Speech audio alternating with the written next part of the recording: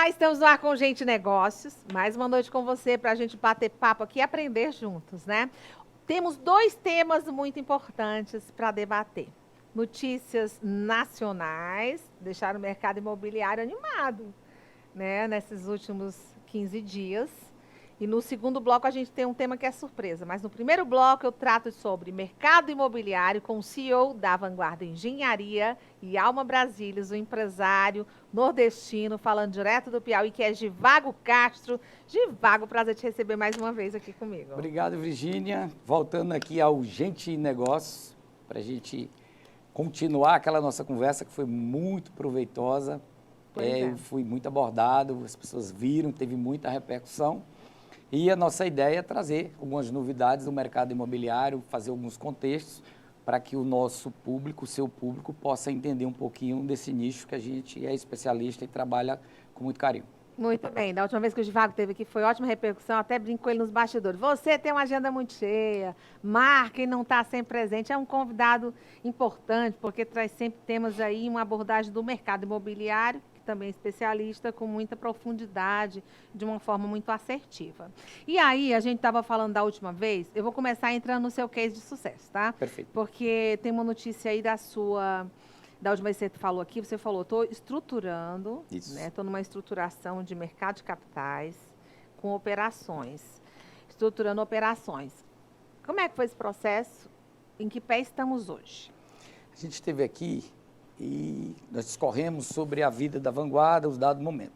Sim. Para ser bem objetivo, a Vanguarda, recapitulando para quem não viu, Sim. A Vanguarda hoje está na sua 11ª incorporação, guarda esse número, aonde 5 foram nos últimos 7 anos e 6 foram nos últimos 4 anos. Tempo recorde. Então, quer dizer, a Vanguarda ela dobra de tamanho, não só em número de incorporações, mas em VGV triplica de tamanho.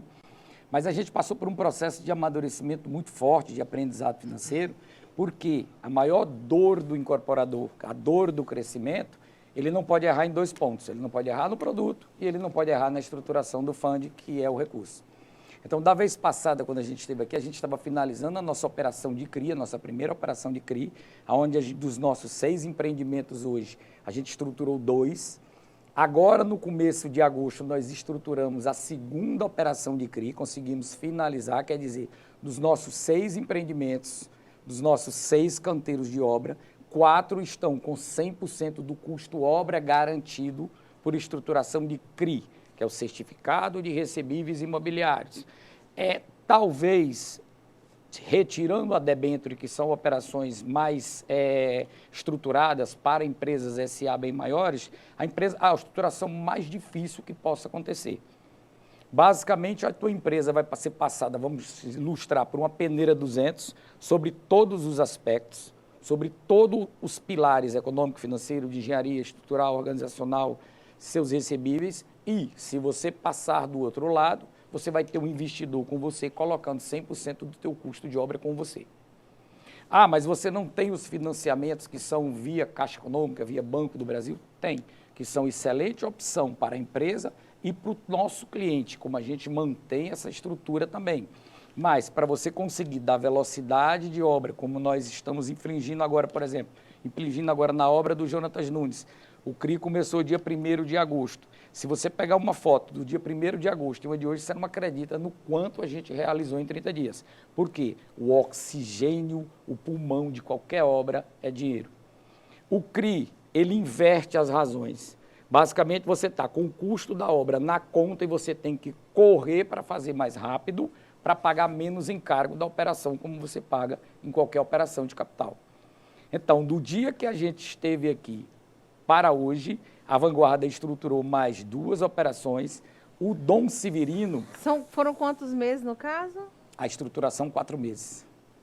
O Dom Severino, que é o nosso último produto, que a gente pode fazer uma partezinha sobre essa nova forma de morar, no dia 29 de março, a gente lançou ele em parceria com outra empresa, e eu disse, eu estou lançando o meu terceiro produto, meu terceiro empreendimento da linha de estúdios, que eu acredito nesse produto, onde eu estou trazendo para o meu investidor uma forma de pagamento bem flexível, o investidor tem uma menor exposição, por quê? Porque eu tenho um custo de obra garantido porque eu já tinha o TS, que é o termo MXI, assinado com o fundo. A partir do momento que eu cumpro as condições precedentes de liquidação da operação, o fundo coloca o dinheiro na conta e a gente começa a construir.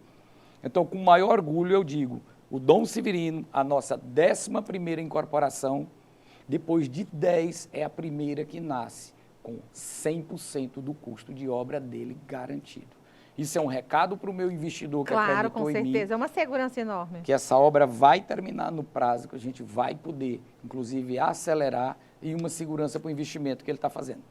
Vamos falar agora. Falou em segurança, eu vou falar de insegurança. Perfeito. O que você conseguiu e tem conseguido construir a sua plataforma dentro da Vanguarda Engenharia não é um caso comum, né? Porque a gente sabe que muitos investidores no Nordeste e o mercado, principalmente no seu estado, que é o estado mãe seu, que é o Piauí, eu sei que seus empreendimentos são adquiridos por maranhenses, por cearenses, por outras pessoas, porque aqui é um estado que tem muita circulação paulista. Já vendemos paulistas. É uma circulação enorme, né? Essa semana vendemos para o espanhol, na Espanha. E sabemos que com o crescimento do turismo no Piauí e outros segmentos da economia, nós temos aqui uma variável muito grande, uma população flutuante, para quem não conhece bem a capital do Piauí ou o Piauí como um todo, uma população flutuante significativa. Porque nós temos aqui um turismo de negócios, o turismo em si, né? O turismo em essência do estado e muito mais. Mas aí quando a gente fala do seu segmento, a gente sabe que durante muitas décadas pairou essa insegurança para o investidor de que a obra ou não fosse entregue no prazo. E tivemos casos realmente emblemáticos. Sim, claro, de que isso não aconteceu. O que está faltando, vamos dizer, para o segmento como um todo, chegar a esse patamar de excelência? Falta que tipo de plataformas para que a iniciativa privada consiga fazer essa entrega de uma forma pontual, possa ter essa segurança jurídica completa para investir, para adquirir o seu negócio. Porque o que você está fazendo é emblemático no sentido que você pode estar contribuindo para a evolução do segmento no Nordeste como um todo, né? Aí a gente vai reduzir para um planejamento estratégico de empresa para tentar exemplificar. É só dentro da empresa que vai partir ou falta ainda plataformas laterais? Não. Dentro da estrutura do ambiente de negócios hoje para a incorporação imobiliária, eu acho que as regras já estão claras e amadurecidas. É promissor. É promissor. O crédito imobiliário no Brasil hoje, ele é farto. Mesmo com a Selic alta, existe muito crédito imobiliário. A gente vai já falar de juros, hein? Segura aí. O déficit no Brasil, que é de 7,5 milhões de moradia, ele é praticamente igual ao número de moradias fechadas. O que existe no Brasil hoje não é falta de moradia, é falta de acesso à moradia. Se a gente descer para a base da pirâmide, para quem ganha até 1, 2 salários mínimos, hoje não existe um crédito fácil, uma política habitacional que contemple aquela faixa da população. Isso eu falo a um pouco mais à distância como estudioso. Dentro do meu negócio, do meu mercado, que já é um público C, B e A, que eu conheço com muita propriedade, todos os pilares desse negócio, eles hoje estão bem estruturados e com acessibilidade. Juridicamente, as leis estão bem definidas. Estruturas de crédito, você vai ter desde via um apoio à produção caixa econômica, um plano empresário com bancos privados, até estruturações de mercado de capitais, como o CRI, debêntures, CCBs, que financiam a tua obra. Agora, se o incorporador não entender 2 pilares, e quem estiver me ouvindo, preste muita atenção. E não esqueça nunca disso, porque isso a gente aprende na dor. Você nunca pode lançar um produto achando que aquele produto vai vender, que aquele produto é o bom produto. Você nunca pode lançar algo que você acredite só pelo seu feeling, ele tem que ser validado pelo mercado. O mercado tem que estar dizendo, eu quero consumir isso aqui, porque se você errar, você vai ter dificuldade de vender. Mas numa pesquisa de mercado antecipada? Uma pesquisa de mercado. É possível esse diagnóstico? Com inteligência artificial, como se tem hoje, se faz. O segundo pilar é que você tem que estruturar o fundo. Se eu vou lançar um empreendimento de 40 milhões, 55 milhões como esse aqui, porque ele vai me custar lá 60% desse custo, o custo obra, o custo é real. Se eu vendi a incorporação, se eu vendi 10%, 20%, os 60% do custo é real. Então, eu tenho que ter essa estrutura de funding comigo para que eu termine a minha obra e honre com os meus compromissos. Se você tem uma estrutura de venda, tem um respeito de mercado, tem um know-how, conheces, sabe fazer a pesquisa, sabe identificar o nicho, a tua venda vai ser muito maior, como no caso desse, que a gente já vendeu 70% em 4 meses. Então, nunca esqueça, não lance por impulso, nem lance sem ter a estrutura de fundo, pelo menos modelada. E, em relação ao segundo pilar, que é o mais difícil, para você ter uma estrutura de fundo modelada, você tem que ter os pilares dentro da sua empresa de organização. Desde o seu compliance, a sua contabilidade, o seu setor de engenharia organizado, o seu orçamento bem feito, você saber de fato que aquela obra vai custar X e não vai ter estouro. E um setor de venda competente, completa, e aí sim, você está preparado para o acesso do mercado de capitais. Então, você está colocando, vou voltar para a minha pergunta, resumindo a sua resposta, você está colocando no colo do próprio empresário a responsabilidade de fazer girar essa máquina de forma como a sua conseguiu chegar. Você disse que a ambiência é perfeita, a ambiência, eu estou falando a economia, o incentivo nacional, mesmo com a taxa de juros alta, no Nordeste, especificamente no Piauí, falta as empresas entrarem no circuito de forma planejada. Eu vou usar um exemplo, eu gosto de ser ilustrativo. Eu reclamava muito da burocracia. Mas se o meu projeto não vai de acordo com o plano diretor do município, se ele não vai coerente cumprindo as regras, ele vai voltar. Aí eu reclamo que a prefeitura não me dá um alvará. Se eu preciso fazer o registro da incorporação no cartório e eu não cumpro todos os detalhes e aquele projeto está todo aprovado, ele vai voltar.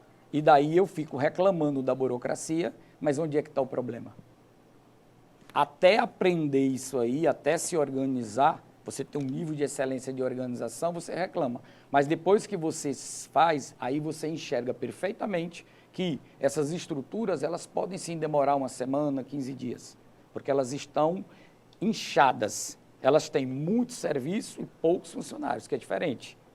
Então, é mais questão de tempo para que aquilo volte, entendeu? Eu acho que a estrutura cartorária do Piauí precisa ser melhorada, mas já melhorou bastante, mas precisa ser melhorada um pouco mais. A estrutura da prefeitura melhorou bastante. Pode ser melhorada? Pode. Mas a gente viu grandes avanços nos últimos 2 anos. Divago, a gente falava que você ia debater com a gente nesse bloco sobre juros altos, mercado aquecido. E 15 dias aí, todo mundo super otimista com o novo boom do mercado imobiliário. Esse boom, ele vai acontecer mesmo? Qual é a sua análise de tudo isso que a gente está vivendo? Vamos lá. Eu vou voltar um pouquinho no tempo, porque a gente tem que embasar para que as pessoas entendam o momento de hoje. Certo. O que é que existe de diferente hoje com Selic de 13,75, que deve tomar mais um tombo esses dias, eu acho que vai para 14, para a Selic de 14,25 ali de 2016 e 2017.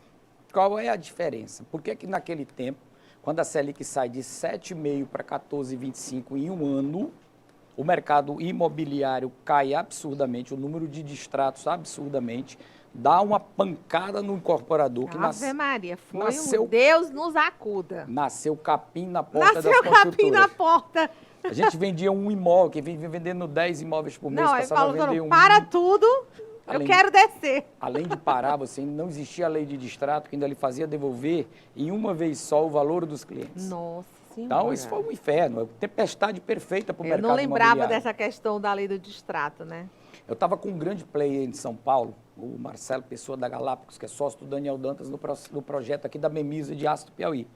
E ele me perguntou, Divago, nunca ninguém me respondeu por que ninguém estava preparado para aquele momento.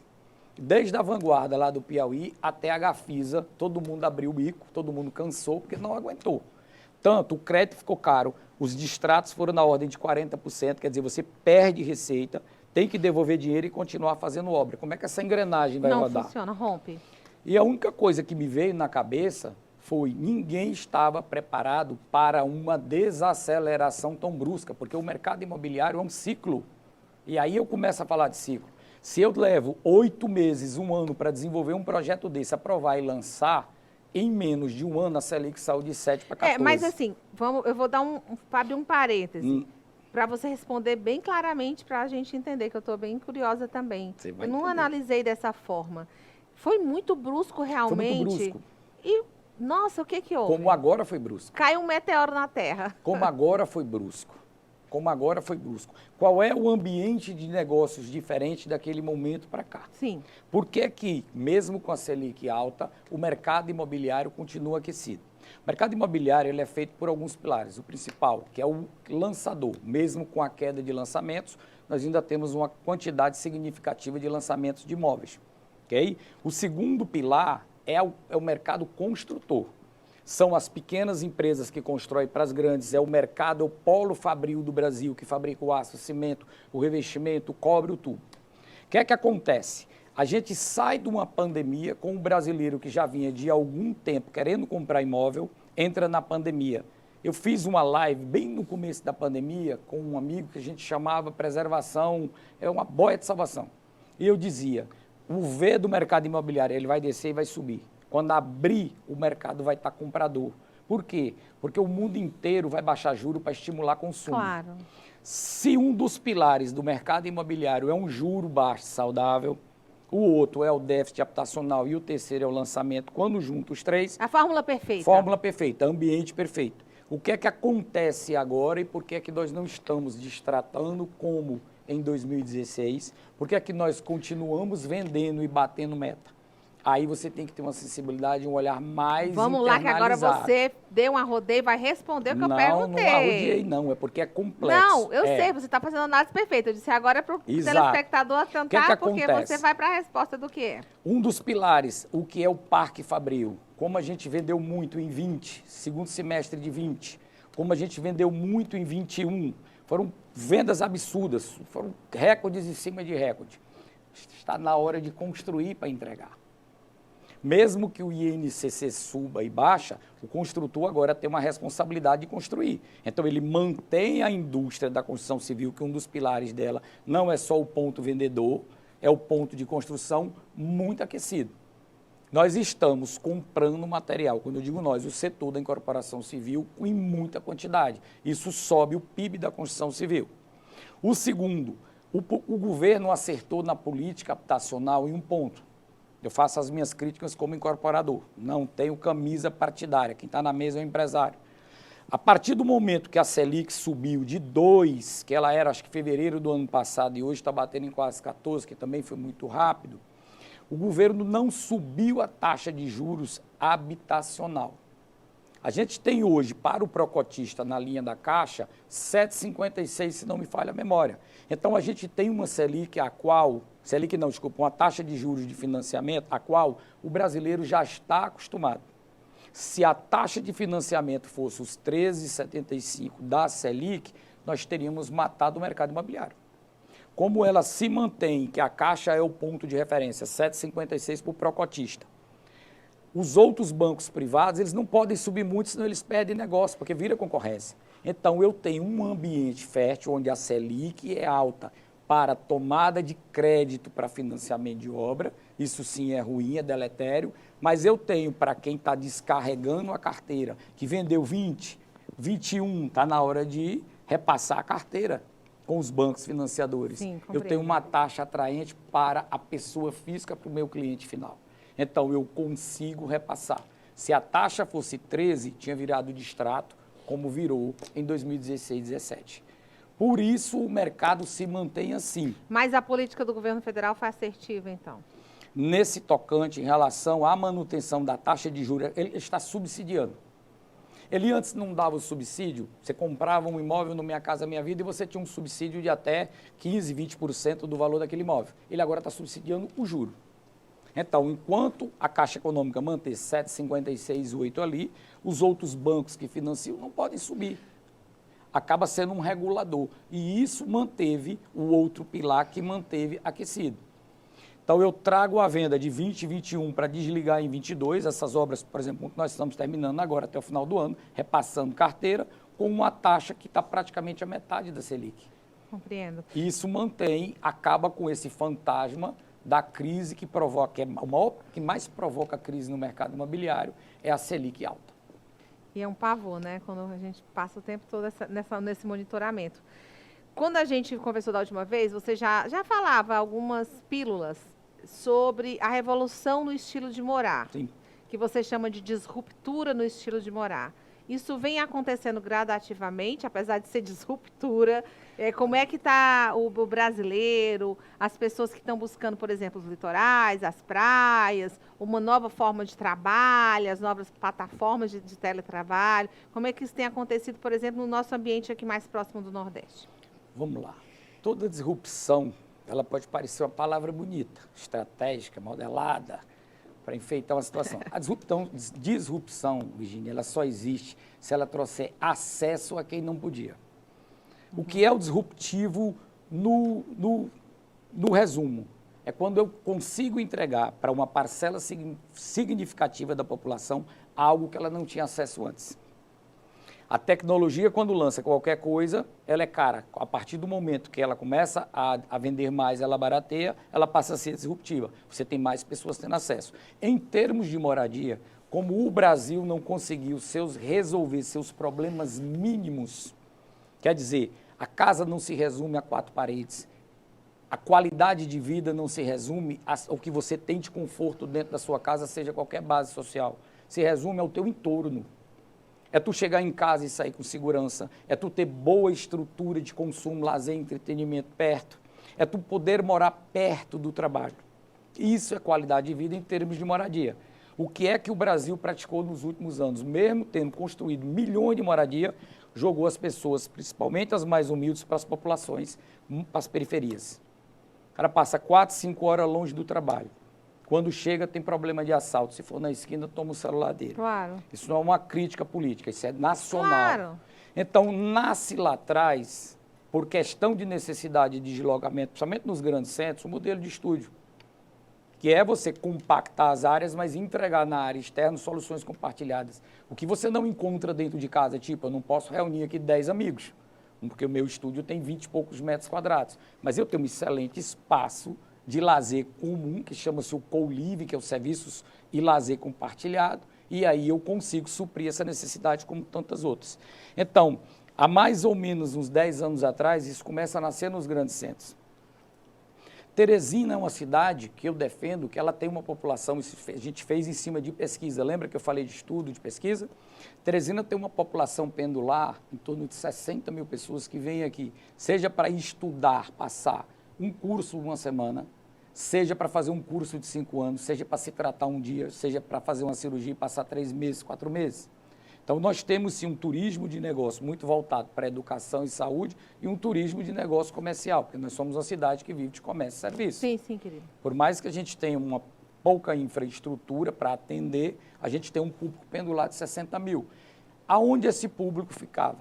Dentro de uma rede hoteleira, que nós não temos hotéis novos em Teresina, que tem uma deficiência grande de leitos, com um ticket mais caro do que da praia de Iracema, e aí esse público procura. Quem vem para passar sem a vista mar. Sem a vista mar. Esse público procura o quê?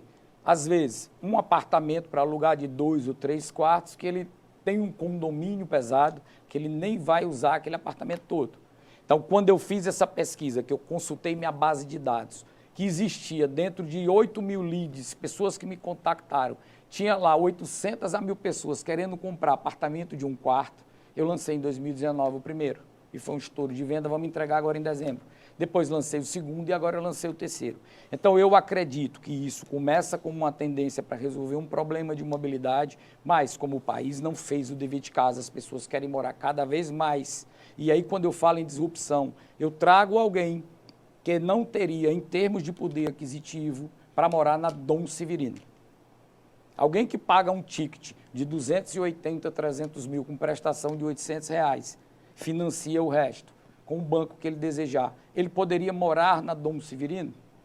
Antes não, agora pode. Só que aí entra a questão da adaptabilidade. Ele tem que estar sabendo que ele vai trocar mais tempo que ele vai ter para ele, menos tempo no trânsito, por um espaço customizado de 32 metros quadrados, onde ele está a 5 minutos de tudo.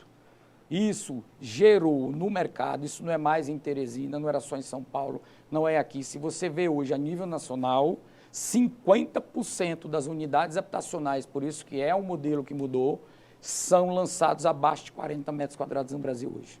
O brasileiro está morando dentro de um ticket que ele pode, não mais numa área de metro quadrado que ele desejaria.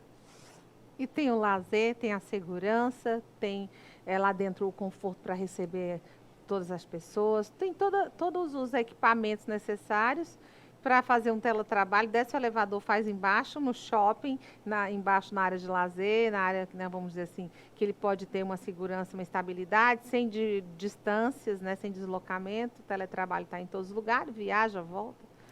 A grande herança da pandemia é o home office.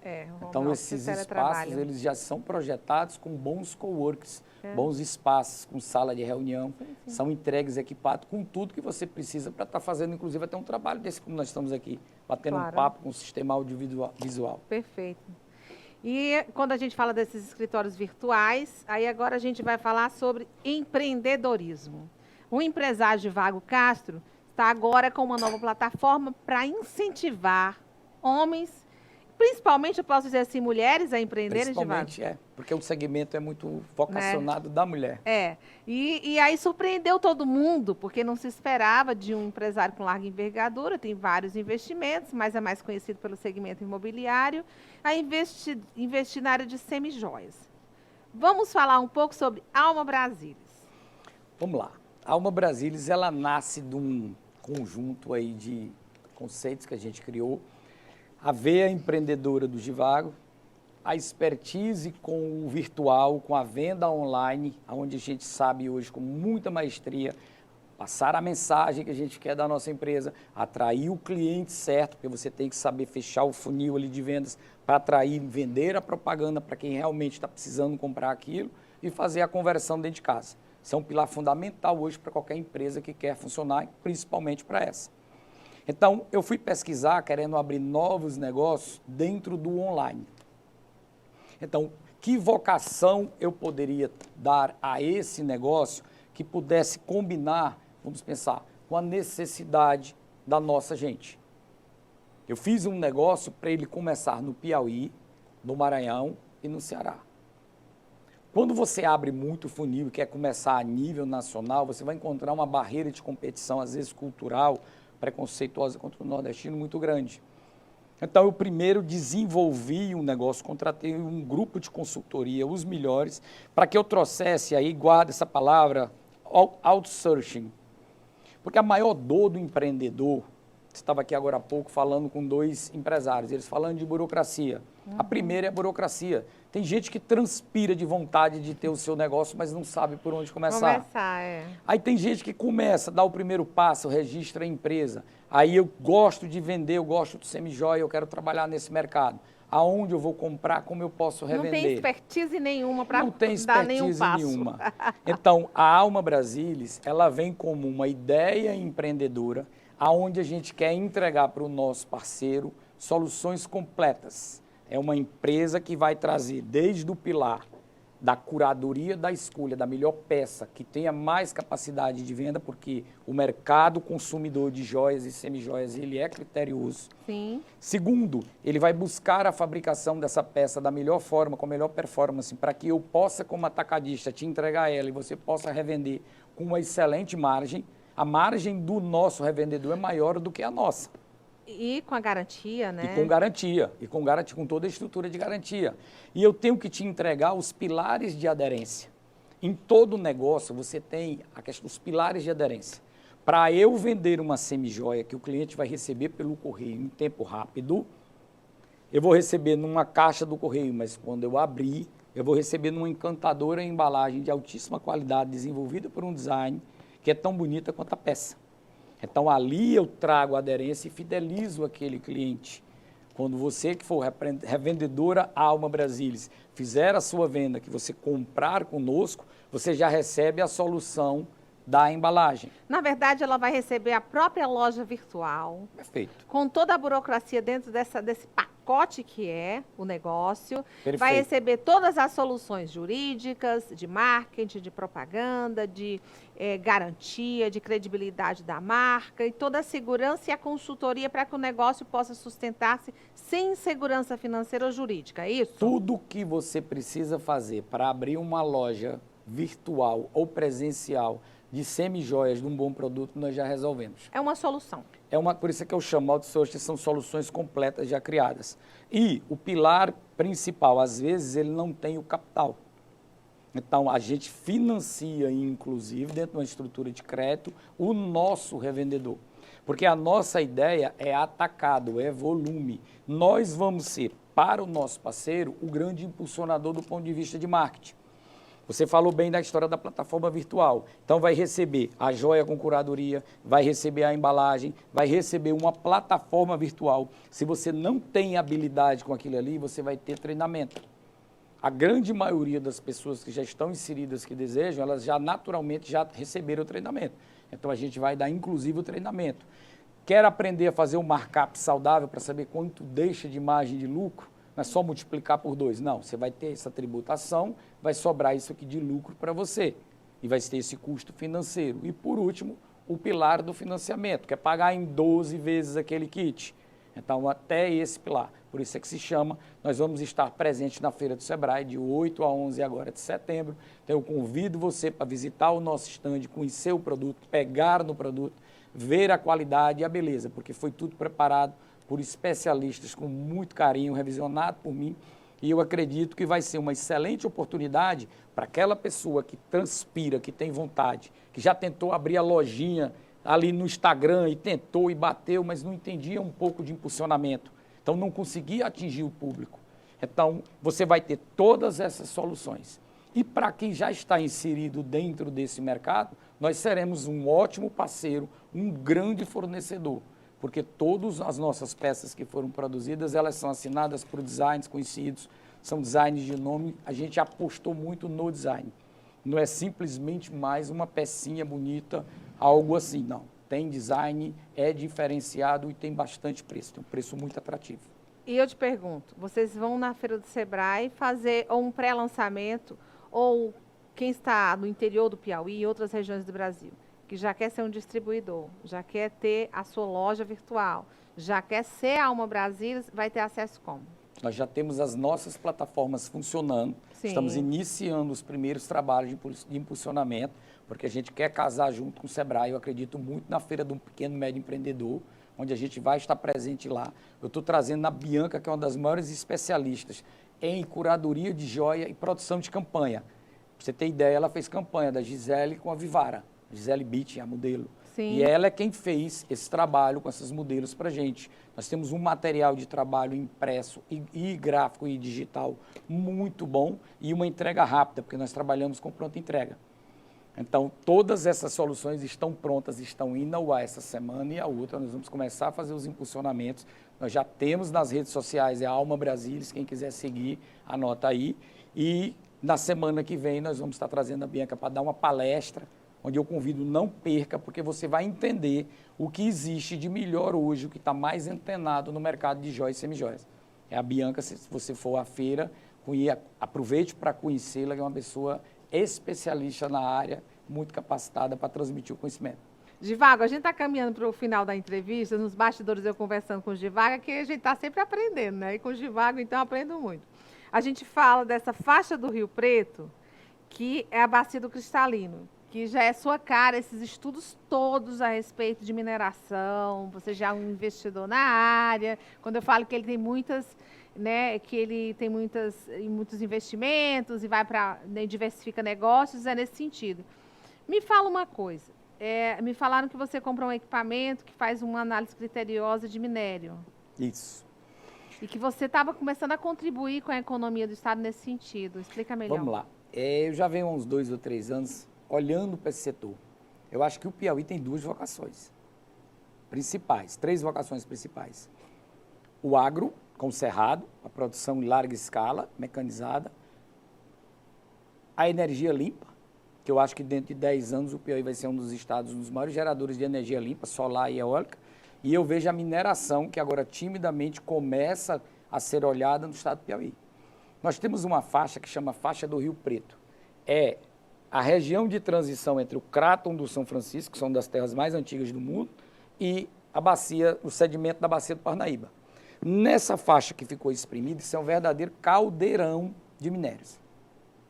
Tudo que você imaginar que subiu do centro da terra, se misturou, saiu nessa faixa, que vai mais ou menos de Picos até Curimatá, Júlio Borges, por ali.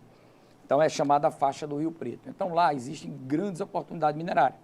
Agora, nós conseguimos identificar lá uma área de ferro titânio que é incrível. É uma coisa assim surreal. Existe o projeto da Bemisa, do Daniel Dantas, que eu já tinha falado, do Marcelo Pessoa, que lá a taxa de ferro é 32%. Lá é 65%.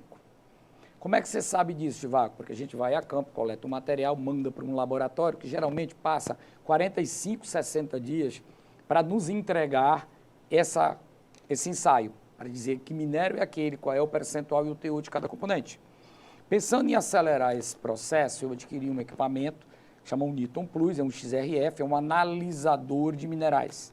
É um equipamento importado, ele tem um custo elevado. Então eu pego aqui, Virgínia, esse copo, eu encosto ele e ele vai me dizer de que é feito esse copo. Se é vidro, se é sílica.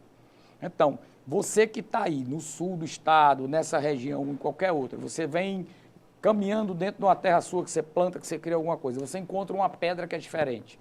Geralmente, minérios ferrosos, eles são bem mais pesados que uma pedra normal de arenito. Então, se você encontra e você acha que aquilo pode ter de fato alguma coisa, eu estou disposto a ajudar.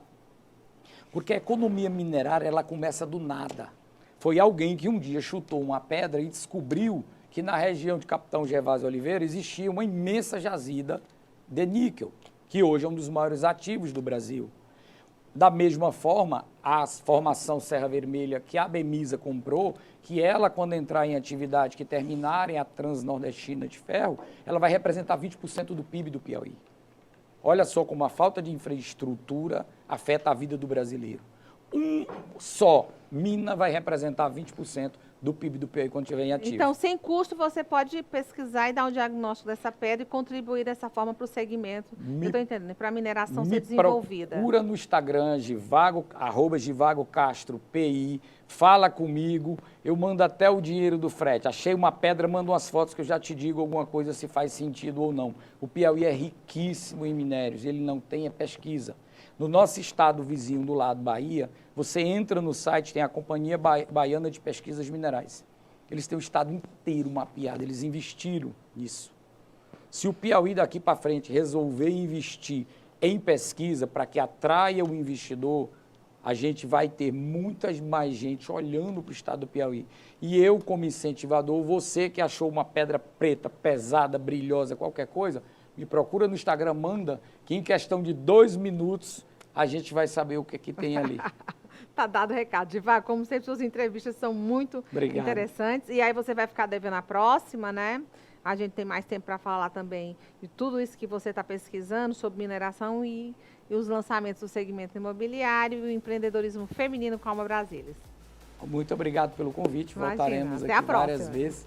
Vamos cada vez voltando e validando as nossas ideias, que a gente fala, a gente traz o resultado, que a ideia é essa.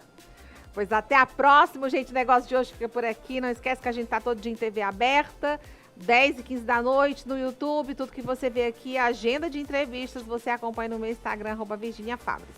Até a próxima.